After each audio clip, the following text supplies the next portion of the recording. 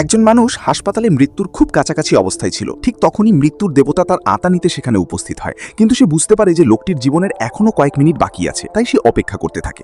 অপেক্ষা করতে করতে সে লোকটির হার্ট মনিটর অর্থাৎ ইসিজি মেশিনে খেলতে শুরু করে। মজা করতে করতে সে ওই মেশিনে সঙ্গীতও বাজাতে থাকে। কিন্তু খেলতে খেলতে তার একটি ভুল হয়ে যায় এবং মেশিনের লাইন কেটে যায়। এখন আজরাইল নিজেই ভয় পেয়ে যায় এবং দ্রুত সেটি ঠিক করার চেষ্টা করে, কিন্তু ততক্ষণে মেশিনটি জোরে অ্যালার্ম বাজাতে শুরু করে। ডাক্তাররা সঙ্গে সঙ্গে দৌড়ে ঘরে ঢুকে লোকটিকে বাঁচানোর চেষ্টা করেন। তারা শক দেয়, চিকিৎসা করে, কিন্তু লোকটি কোনো সাড়া দেয় না। শেষ পর্যন্ত ডাক্তাররা হাল ছেড়ে দিয়ে তাকে মৃত ঘোষণা করে সেখান থেকে চলে যায়। ডাক্তাররা বেরিয়ে যেতেই আজরাইল দ্রুত এগিয়ে এসে লোকটির আত্মা শরীর থেকে বের করে নেয়। সে আত্মা নিয়ে চলে যাওয়ার সময় হঠাৎ আরেকটি দুর্ঘটনা ঘটে।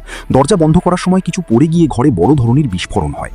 এদিকে আজরাইল আত্মা নিয়ে নিচে নামার জন্য লিফটে যায়, কিন্তু হঠাৎ আত্মাটি তার হাত থেকে ছুটে আবার ফিরে যায়। আজরাইল তার পিছনে দৌড়ায়, কিন্তু ঠিক তখনই ডাক্তাররা আবার ফিরে আসে এবং পরিস্থিতি বদলে যায়। আত্মাটি আবার লোকটির শরীরে ঢুকে পড়ে এবং সে হঠাৎ জীবিত হয়ে ওঠে।